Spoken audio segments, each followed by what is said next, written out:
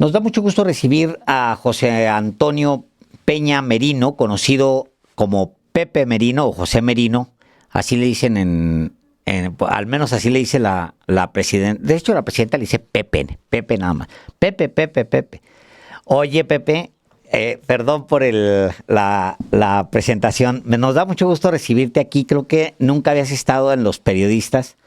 Y sí, no, nunca habías estado, si mal no recuerdo. Bueno, te sobran invitaciones, eso sí quiero decir, en Los Periodistas. Pero esperemos que esta sea la primera de varias. Va. Oye, muchas gracias por estar nuevamente y quiero entrarle directamente al tema, porque en días pasados se ha estado hablando mucho sobre la supercomputadora que México está armando.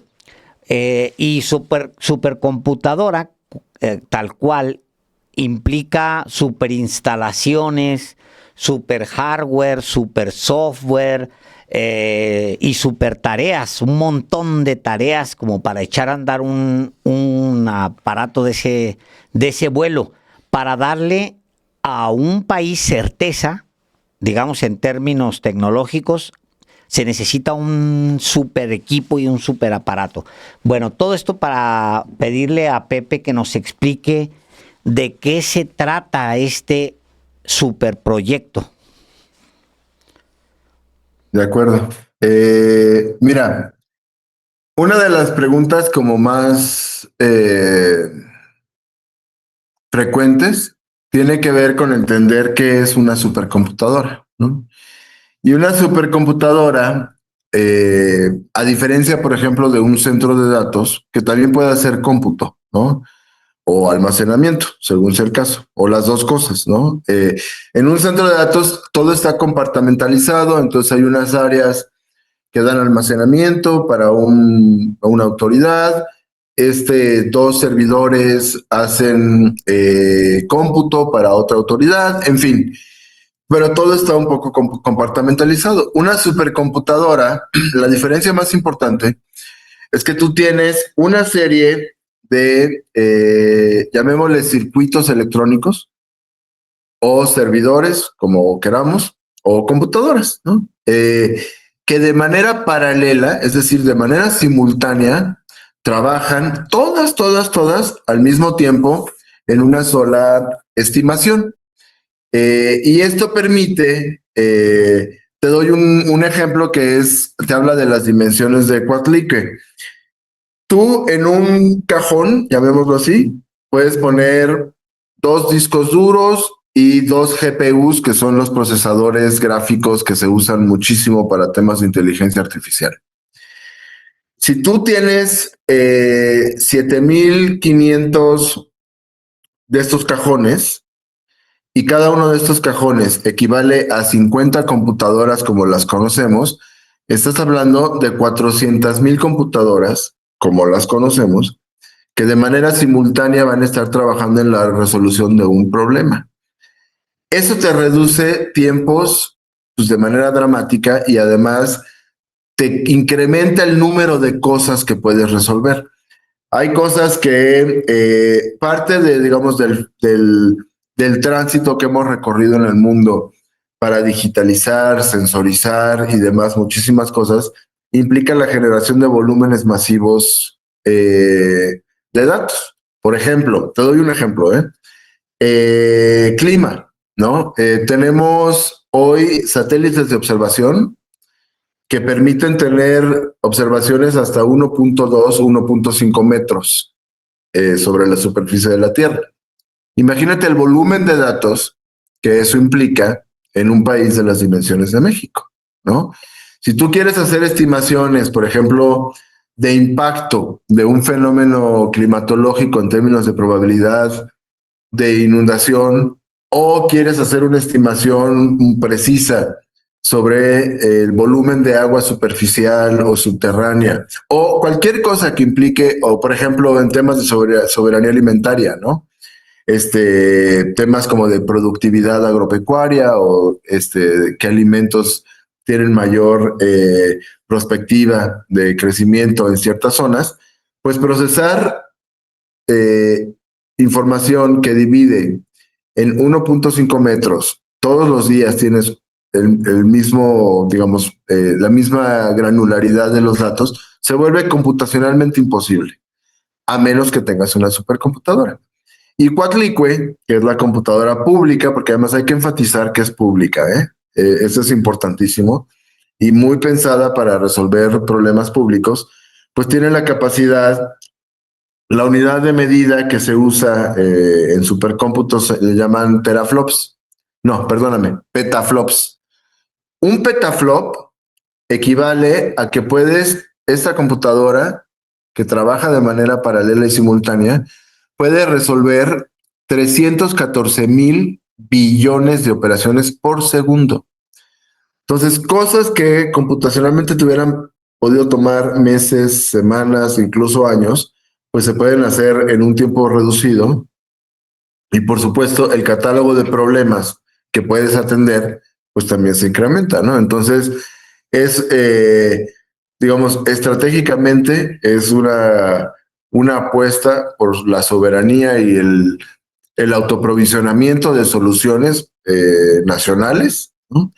Y por el otro lado, pues creemos que también es un mecanismo para crecer competitividad en sectores estratégicos, es decir, puede dar servicio también a privados o en proyectos de investigación que requieren muchísimo cómputo, o, por ejemplo, próximamente se anunciará un programa de apoyo a emprendedores, entonces tú les puedes reservar espacio de cómputo a emprendedores que de otra forma no podrían acceder a algo así, y ya eso hace toda la diferencia entre tener un proyecto de emprendimiento viable o un proyecto de emprendimiento pues, que simplemente no sabes qué puede pasar, dado que nunca pudiste acceder a capacidades de cómputo, ¿no? Para quienes somos, sí, para quienes somos analógicos y de pronto analfabetas en materia de cómputo, puede de pronto parecer incomprensible. Pero se trata, José Antonio Peña, titular de la Agencia de Transformación Digital y Telecomunicaciones, de un recurso estratégico para poner al día también a México en un contexto de altísima competitividad y para procesar grandes volúmenes de información. Y tú ya has explicado para qué, pero hay otros elementos que creo van a ser fundamentales: la emisión de facturas y la revisión, la revisión que se haga, por ejemplo, en las aduanas para monitorear, inclusive que no haya evasión fiscal. Es decir, estamos hablando de una iniciativa que le va a garantizar también a México soberanía, en tanto que no requeriremos de otra auxilio ni de empresas gubernamentales ni privadas de otros países, sino que esta supercomputadora, la primera que habrá en América Latina, va a detonar para México un proceso que quizá no nos estamos imaginando a estas alturas. Pues no es la primera en América Latina, hay ya supercomputadoras. En México hay, por ejemplo, la más grande en México se llama Yuca, está en Sonora, que tiene una capacidad de 2 punto y cachito petaflops, es decir, 2,000 billones de operaciones por segundo. Esta tiene 314, es decir, más de 50 veces más la actual, ¿no? La más grande en América Latina la tiene Brasil, hoy, se llama Pegaso. Coatlicue va a tener 7 veces la capacidad. No sería la primera, sería la más grande y por supuesto la más poderosa, pero como tú bien señalabas, pues el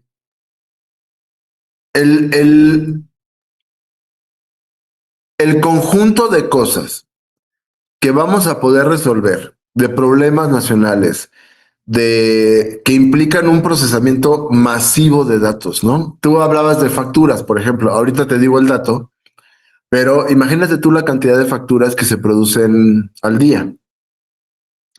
Si tú, o sea, que se producen quiere decir pues que alguien le da una factura a alguien, ¿no? Alguien adquiere un servicio o un producto y le da una factura. Se generan. Y es una factura electrónica. Si tú quieres hacer, por ejemplo, un análisis sobre, no sé, ¿no?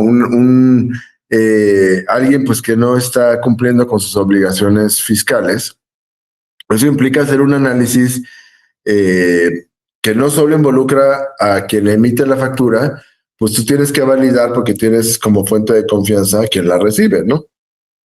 Y eso implica una combinatoria. Tú cuando empiezas, si hablamos que se generan, asumamos, 1 millón de facturas al día, y tú para poder identificar anomalías requieres hacer la red de esas 1 millón de facturas, pues ya combinatoriamente ya empiezas a hablar de billones. Y computacionalmente eso se vuelve muy complicado. Y además, ponte tú que se pueda resolver, pero a lo mejor se resuelve con la capacidad instalada hoy en un tiempo, pues que no se adecua a tus necesidades, por supuesto, pues de seguimiento y de auditoría y demás, ¿no? Entonces, una supercomputadora te resuelve esto en tiempo récord y te permite, pues, identificar de manera casi en tiempo real si existe una anomalía. O tú imagínate en temas, igual como decías, pedimentos aduanales, ¿no? Tú puedes tomarte hasta 3 semanas en procesar una base de datos de pedimentos aduanales, lo vas a poder hacer en 1, 2 minutos y eso te va a poder identificar de manera muy rápida, pues riesgos de contrabando técnico, por ejemplo, ¿no? O un fenómeno meteorológico. Tenemos ejemplos recientes, ¿no? De fenómenos meteorológicos que de manera en tiempo récord crecen de categoría, por ejemplo, ¿no? O implican precipitaciones récord, ¿no?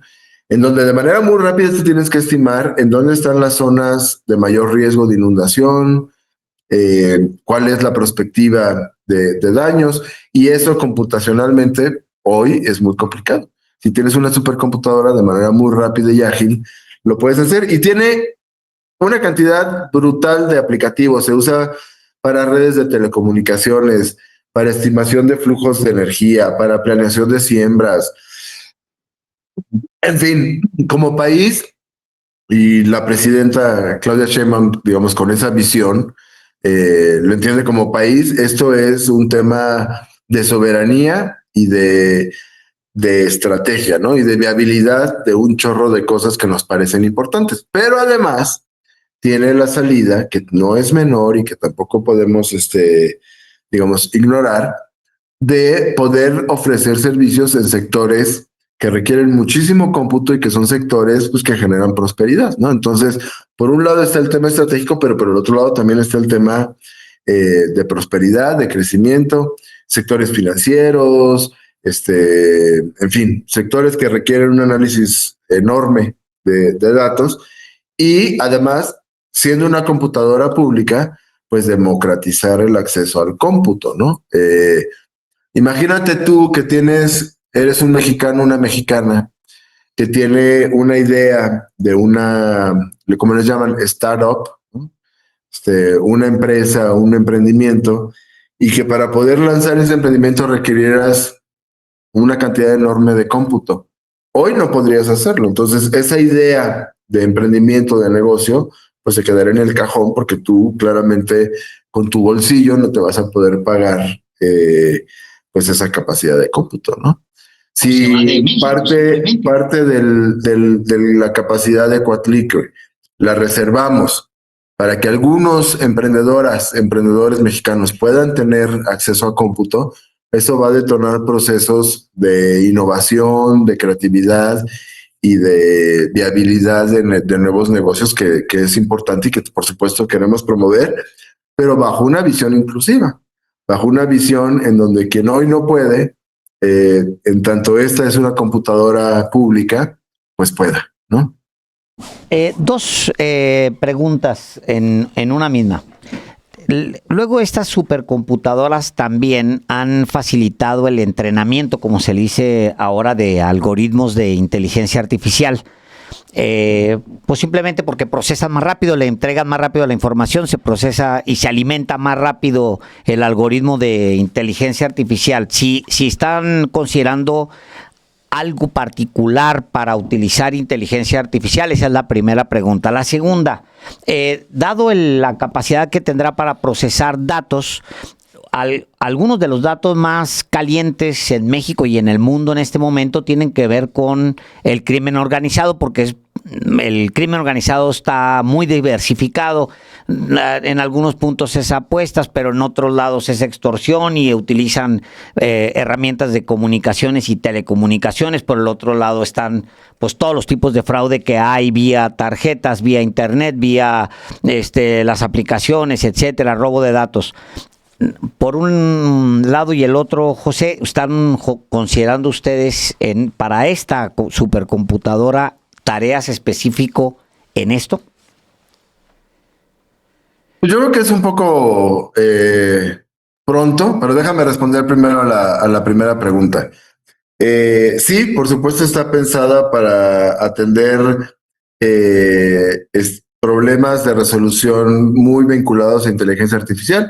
Inteligencia artificial, digamos, en su esencia, es la agregación de una multiplicidad de operaciones, de cálculos, que tienen que ver con clasificar algo, ¿no? ¿Esto es rojo o no es rojo? ¿No? Si es rojo, ¿es un vestido o no es un vestido? ¿No? Si estás hablando, por ejemplo, de imágenes, ¿no? O en el caso de texto, ¿no? Que son modelos muy frecuentes, ¿no?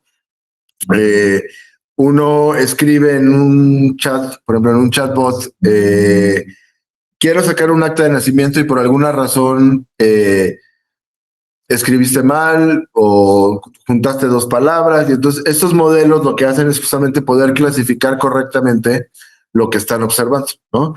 Y eso implica, justamente por estas combinatorias, pues que son modelos que requieren muchísimo cómputo. Cuando hablamos de que cada cajón de los 7500 que va a tener en principio Coatlicue tiene discos duros convencionales y GPUs, justamente los GPUs que se llaman unidades de procesamiento gráfico, que son servidores que se crearon inicialmente para videojuegos. Mucho de la innovación en cómputo viene de sectores que requieren mucha capacidad y por las imágenes los videojuegos son uno de esos sectores. Y que son centrales para poder hacer estimaciones de inteligencia artificial, tanto de datos como de imágenes como de texto, ¿no? Entonces, nosotros estimamos que Coatlicue va a tener alrededor de 15,000 GPUs, es decir, 15,000 discos especialmente diseñados o particularmente útiles para estimaciones de inteligencia artificial, porque uno, digamos, tiene que pensar en lo que se requiere hoy, pero tú tienes que pensar que si nos va a tomar 24 meses que Coatlicue está lista, que es un proceso además colaborativo, hay que decirlo, entre CECITI, la Secretaría de Humanidades, Ciencia, Tecnología e Innovación, la Infotec, que es parte de la Agencia de Transformación Digital, y el Politécnico Nacional, y que en enero anunciaremos la sede en donde creemos que esta supercomputadora debe estar. Uno tiene que adelantarse, ¿no? Es decir, si nos va a tomar 24 meses, pues tú tienes que prever de la manera más informada posible cuáles van a poder ser los usos potenciales hacia el 2028, 2027, y entonces armar la infraestructura en función no solo de lo que ya sabes que necesitas hoy, sino de lo que se prevé podrías necesitar, y por eso la apuesta por los GPUs es tan importante, y que además es una lección que aprendimos de poder tener contacto con otras experiencias internacionales, ¿no? Hay una relación muy estrecha y que se anunció un convenio de colaboración con la supercomputadora Mare Nostrum, que está en Barcelona, en donde ellos han ido cambiando en el tiempo la configuración de la supercomputadora, evidentemente. Conforme van cambiando las necesidades de cómputo, pues va cambiando la configuración del hardware, ¿no? De la infraestructura. Y entonces, bueno, hablando con ellos y hablando también con el Centro de Cómputo Avanzado, se llama, que está en India, en Bangalore, pues ya fuimos definiendo cuáles podrían ser las configuraciones de hardware que nos permitan, pues que sea una computadora que nos sirva a los mexicanos, que sea una computadora, como decía la presidenta, para el pueblo de México, para resolver problemas que evidentemente atienden necesidades y provisión, digamos, de soluciones públicas que importan para el pueblo de México, pero que nos dure, ¿no? Es decir, pues que en su configuración inicial nos permita tener supercómputo por varios años antes de tener que reconfigurar algunos elementos. Y hablando del convenio de Barcelona, eso es importante porque si nos va a tomar 24 meses construir Coatlicue, ustedes imaginarán lo que implica construir una cosa de estas dimensiones. Estamos hablando de más de 200, no sé si han visto fotos de centros de datos, sino ahorita Sí, sí, son sí, como unos sí. refrigeradores, ¿no? Les llamamos gabinetes. Cada uno de estos gabinetes tiene como 35 charolas. Cada charola tiene 4 procesadores grandes. Entonces, son 200 de estos gabinetes. Es un monstruo. Y además, son cosas que se calientan mucho, como cuando uno trabaja en su computadora, que luego te la pones en la pierna y ya empiezas a sentir que se calienta, ¿no? Y si el ventilador no funciona o si estás bloqueando el ventilador, se calienta todavía más. Estos requieren sistemas de energía y enfriamiento muy sofisticados. Entonces, bueno, nos va a tomar 24 meses, pero en paralelo, y gracias al convenio que se firmó con Barcelona, se crea el Centro Mexicano de Supercómputo en Barcelona. Es decir, ya no nos tenemos que esperar los 2 años que nos va a tomar construir Coatlicue.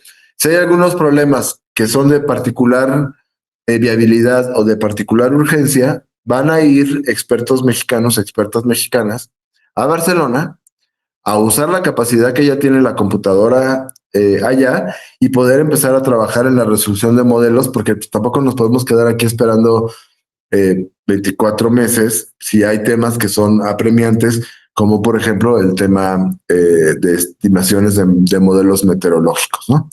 Y eso quiere decir pues que esta computadora tendrá una multiplicidad de usos y de clientes. Si se define cuando se concluya que uno de los posibles usos tiene que ver, por ejemplo, con inteligencia financiera, que era hacia donde iba tu segunda pregunta, Alejandro, pues adelante, ¿no? Es decir, la información financiera también tiene muchísimos puntos, son muchas combinatorias y requieren una capacidad de análisis simultáneo muy complejo. Si se decide que ese es uno de los usos posibles, eh, pues tendrá, que además es de clara utilidad pública, pues por supuesto, ¿no? Al final, esta es una computadora pensada desde lo público para resolver problemas públicos o problemas nacionales, sean públicos o privados, y cualquier cosa que vaya en esa dirección seguramente será bienvenida. Todas las supercomputadoras tienen sistemas, mecanismos de gobernanza, ¿no? Hay un comité que decide cómo se distribuye el tiempo. Eso lo tendremos que definir junto con CECITI, junto con el POLI, bajo las instrucciones, por supuesto, de la presidenta, pues para que se defina qué proyectos entran, con qué capacidad de cómputo y cómo distribuimos estos tiempos entre quienes solicitan servicios. Sí, Álvaro. Tiene que ser una supercomputadora socialmente útil que implica evidentemente una inversión importante. ¿Cuántos miles de millones de pesos está previsto que puedan destinarse a este, que es un instrumento estratégico en el corto, en el mediano y en el largo plazos? Nosotros estimamos, se puede reducir. La tecnología cambia muy rápido. Cosas que hoy son onerosas, el año que entra se modifica su precio, pero nosotros estimamos unos 6,000 millones de pesos. Eh, que no es poco dinero. Digamos, no sé qué paralelismo puedo hacer, ahorita se me ocurre algunos, se los comento, pero hay dos lógicas, ¿no? Uno, la presidenta Claudia Sheinbaum nos instruyó pues a pensar en serio, ¿no? A pensar en grande, en cómo México puede darse una solución sostenible de supercómputo para los siguientes 10, 15 años. Correcto. Entonces, nosotros estimamos que esta es una inversión que se va a amortizar relativamente rápido, dada la generación, por supuesto, de soluciones públicas, pero dada también la provisión de servicios a privados. Que, digamos, en ningún caso, ninguna supercomputadora es enorme, pero que sí es una fuente de financiamiento importante. Ahora, como en cualquier escenario, cuando uno ejerce presupuesto público, uno lo tiene que hacer con mucha responsabilidad. El dinero público es precioso, es dinero de la gente, es dinero del pueblo de México. Y cuando uno lo ejecuta, porque está en un rol pues de responsabilidad como tu servidor, pues uno lo tiene que hacer con muchísima responsabilidad.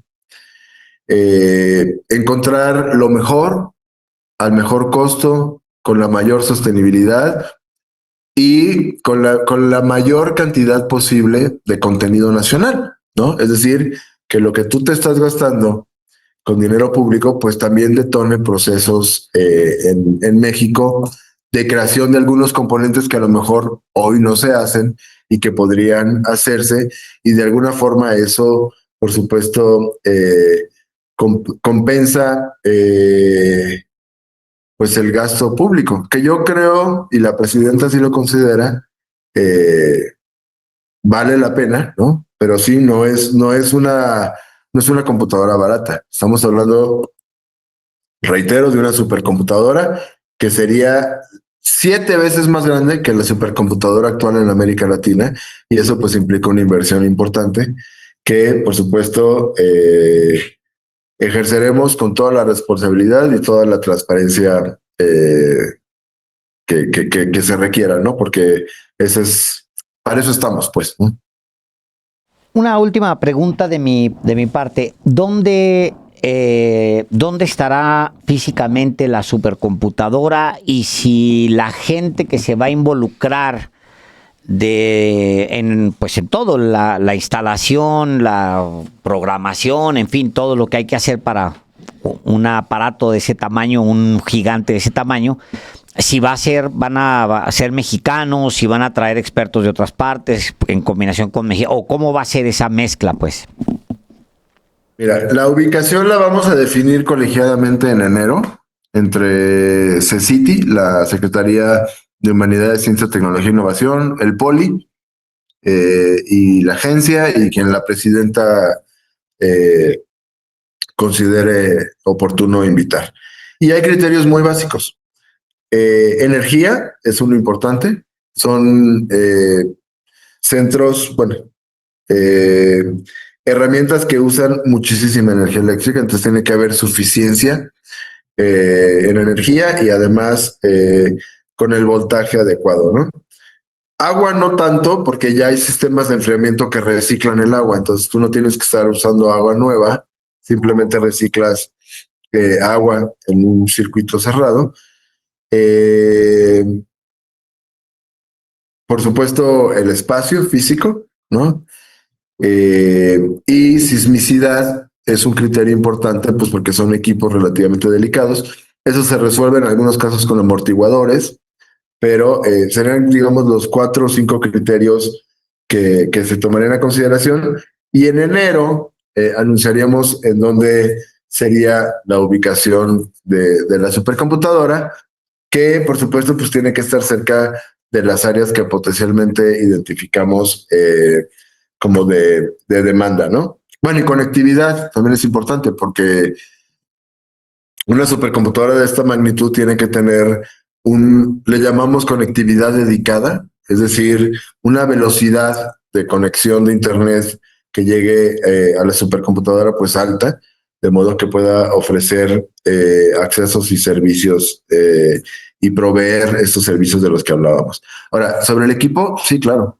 Estamos pensando, imagínate si como país no aprovechamos tener una inversión de esta magnitud para aprovechar y fortalecer la capacidad técnica que tenemos de científicas, científicos, ingenieras e ingenieros mexicanos. Y te voy a dar un dato. Nada más déjame tomar agua, por favor, para no toser. Adelante. En la supercomputadora de Barcelona tienen programas o forma parte de programas académicos de doctorado, postdoctorado y demás. Han pasado más de 1,000 mexicanas y mexicanos que han tenido la oportunidad de trabajar directamente con esta supercomputadora. Eso es una reserva de capacidad técnica enorme que México tiene que aprovechar. Puede ser el caso, y ya lo hemos platicado tanto con Barcelona como con India, pues de que vayan técnicos mexicanos a entrenarse en temas muy precisos, pero sí, México tiene la capacidad técnica, en capacidad humana, pues, para operar una supercomputadora de este calibre. Y lo que queremos además es que una supercomputadora de este calibre también se vuelva un espacio formativo, ¿no? Un espacio en donde se vinculen programas de supercómputo, de cómputo avanzado, de cómputo cuántico, en fin, y algunos de estos mexicanos que hoy se van al extranjero justamente en programas asociados a supercómputo o cómputo avanzado, pues los podrán hacer en México, aprovechando, por supuesto, la existencia de Coatlicue. Pero sin duda, es una computadora mexicana, pública, y que será operada y que será diseñada por expertas y expertos mexicanos. Es una gran noticia para nuestro país que COENTE en un breve lapso, pues está en proceso de construcción Coatlicue, esta supercomputadora, y agradecemos mucho a José Antonio Peña Merino, el titular de la Agencia de Transformación Digital y Telecomunicaciones del Gobierno de la República, esta conversación con usted. Gracias, José Antonio, y esta es su casa. Muchísimas gracias y quedo a sus órdenes.